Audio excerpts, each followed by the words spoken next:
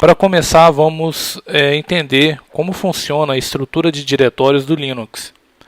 E a primeira palavra que pode soar um pouco estranho a princípio é a palavra diretório. Quando a gente vem lá do mundo Microsoft, a gente está acostumado com a palavra pasta. Diretório nada mais é do que uma pasta. Os diretórios no Linux são organizados de acordo com um padrão, que é o File System Hierarchy Standard, ou o FHS. Esse padrão vai determinar quais diretórios devem existir na sua distribuição Linux. Por exemplo, a gente tem um diretório /bin. Para a gente entrar num diretório, a gente utiliza o comando cd, espaço e digita o diretório que eu quero entrar. Ok. Bin vem de binary ou binário. Então, os arquivos que ficam dentro desse diretório são arquivos executáveis. Arquivos que não podem ser lidos com editor de texto. Então, dentro desse diretório ficam comandos essenciais acessíveis a qualquer usuário.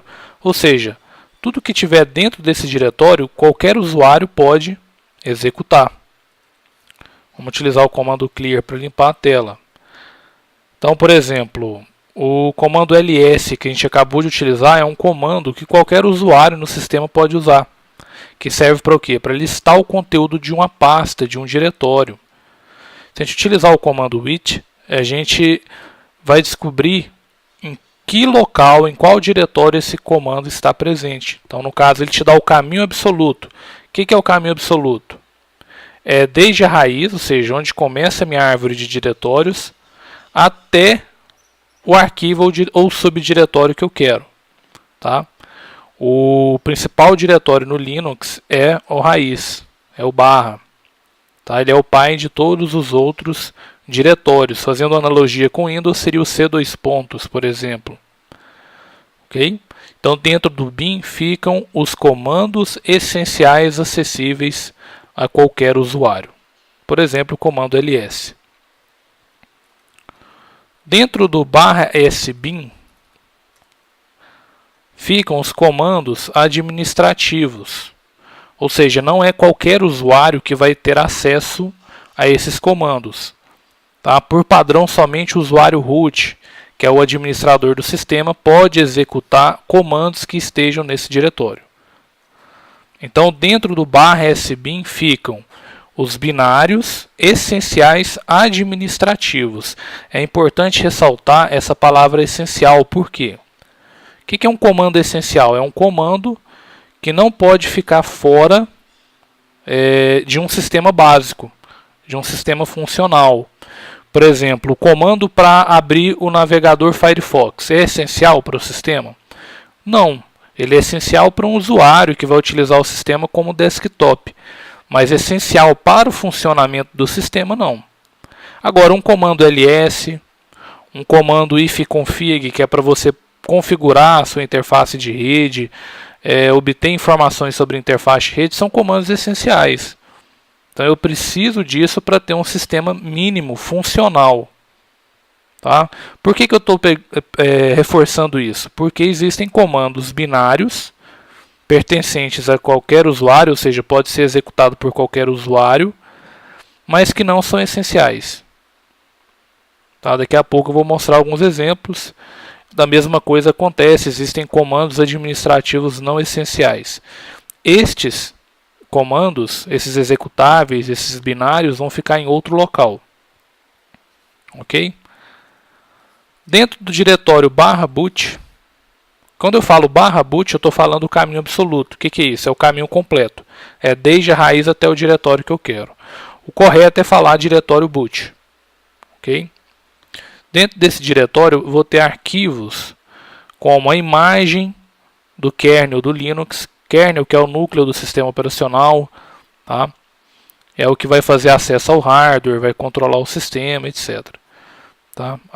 Imagem de módulos que vão complementar o kernel. E arquivos do gerenciador de boot, por exemplo, o grub. Tá? É um diretório que não ocupa muito espaço no sistema. Tá? Se você utilizar o comando du, espaço menos hs, espaço /boot, ele vai te falar o tamanho que esse diretório está consumindo. No meu caso aqui, 16 MB. Tá? O comando du serve para você ver o quanto de disco está sendo utilizado por um diretório ou por um arquivo.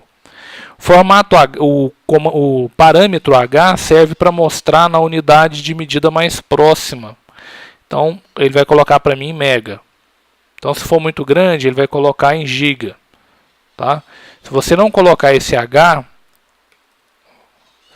veja como vai ser a saída. 16.376 bytes. Acho que é mais interessante colocar na unidade mais próxima. Então, 16 MB. E o S é para mostrar o tamanho do /boot, mas sem mostrar o tamanho dos arquivos que estão lá dentro.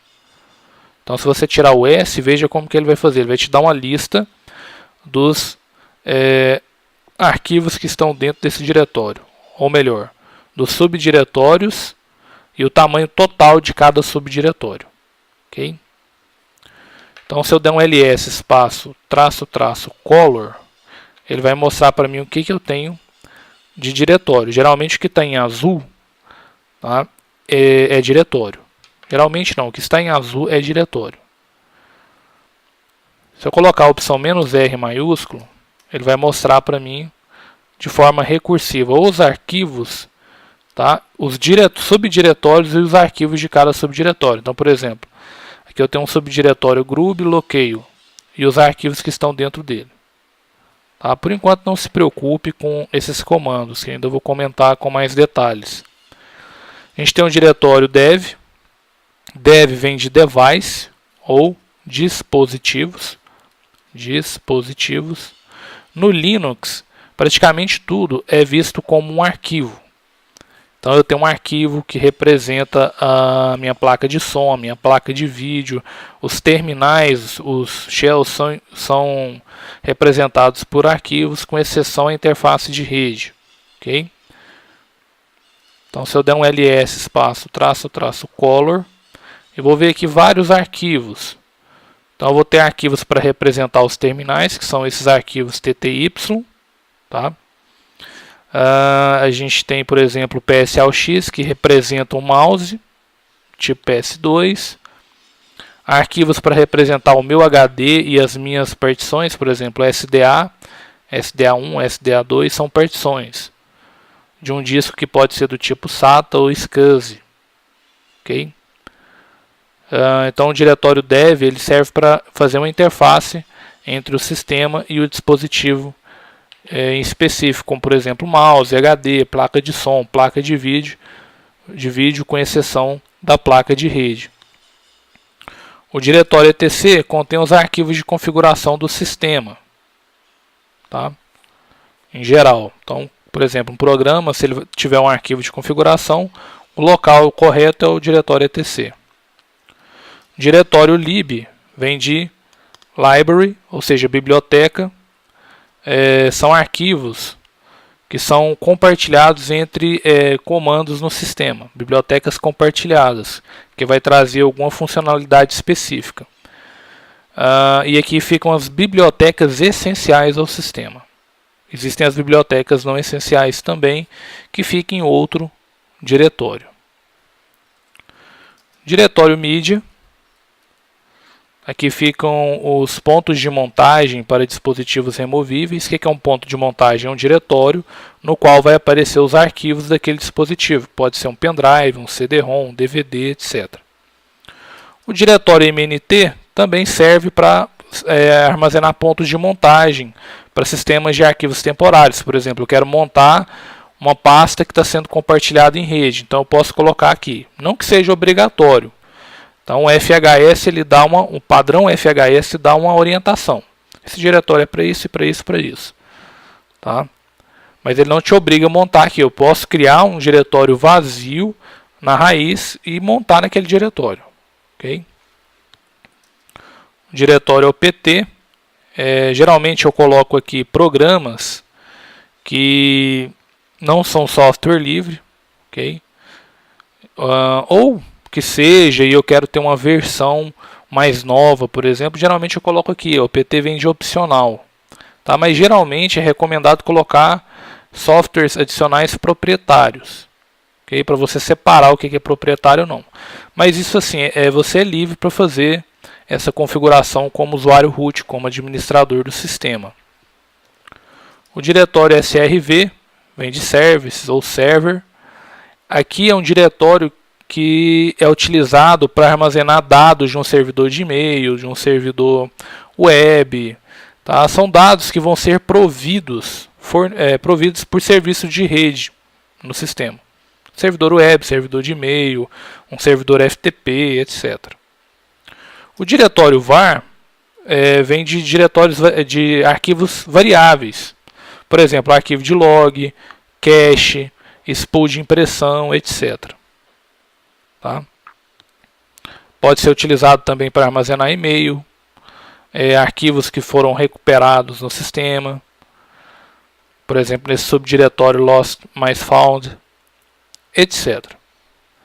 O diretório home é o diretório que vai armazenar os arquivos pessoais de cada usuário no sistema. Então, é o diretório que vai armazenar pastas pessoais dos usuários. O usuário root também tem uma pasta especial, mas não fica em home, fica no diretório root mesmo.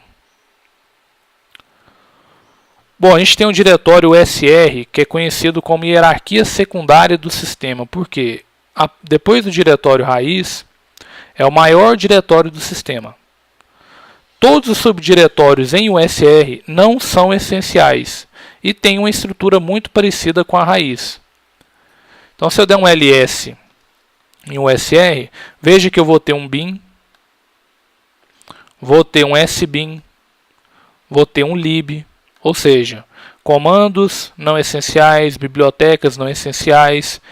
Esse src é uma subpasta, um subdiretório que é utilizado para colocar código-fonte de softwares, como por exemplo do kernel, quando eu for recompilar um kernel, por exemplo.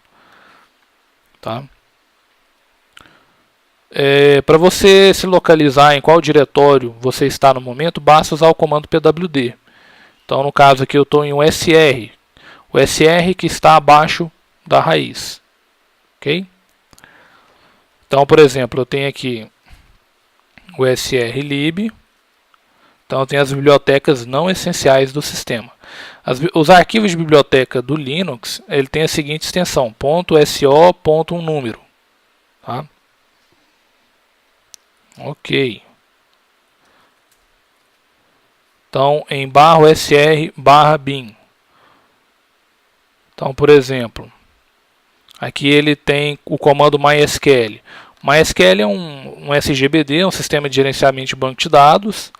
Aí você pode falar, não, mas o MySQL não é essencial. Eu digo essencial para o funcionamento básico do sistema. Por isso que ele está em /sr/bin. Ah, mas não é um comando administrativo? Não necessariamente. Tá? Os usuários podem criar bases de dados na sua própria conta. Então, como ele está em /sr/bin, ele é um binário que pode ser acessado por qualquer usuário do sistema. Ok? Agora, se tiver em /sr/sbin, não é essencial, mas só pode ser acessado pelo administrador do sistema. Por exemplo, comandos para adicionar o usuário no sistema. Ou para remover. Useradd para adicionar e o userdel para remover. Então, vão ficar dentro de /sr/sbin. Quando eu utilizo o comando cd espaço ponto ponto, eu estou acessando o diretório pai do sbin, que é quem? O SR. Então ele vai para o SR. Então se eu entrar aqui, o SR/share/man. Então aqui eu vou ter armazenado as documentações do sistema. A gente ainda vai aprender a utilizar isso. Ok? Além disso, a gente tem o diretório proc, que na verdade não existe esse diretório no HD, ele existe em memória, ele contém informações dinâmicas sobre o sistema operacional, como processos, informações sobre entrada e saída, interrupções, modelo do processador, por exemplo, se você der um cat no arquivo CPU info, você vai ter informações sobre o seu processador, ok? Qual que é a versão do kernel, quanto tempo a máquina está ligada, quais sistemas de arquivos o meu sistema operacional suporta. Okay? Mais na frente no curso a gente vai dar mais detalhes sobre esse diretório. A princípio eu gostaria apenas de apresentar os principais diretórios do sistema. A gente também tem o diretório sys, que é um sistema de arquivos virtual como o PROC, ou seja, não existe no disco, está na memória RAM e permite modificações nos dispositivos conectados ao sistema. Tá? Bom, o Lost Found é um diretório que armazena arquivos recuperados pelo sistema. O diretório Run é um diretório relativamente novo. Eu vou ter informações sobre o sistema em execução desde o último boot, usuários logados e processos servidores em execução. O diretório TMP é um diretório temporário. Ele vai guardar informações temporárias que são informações que são limpas a cada inicialização do sistema.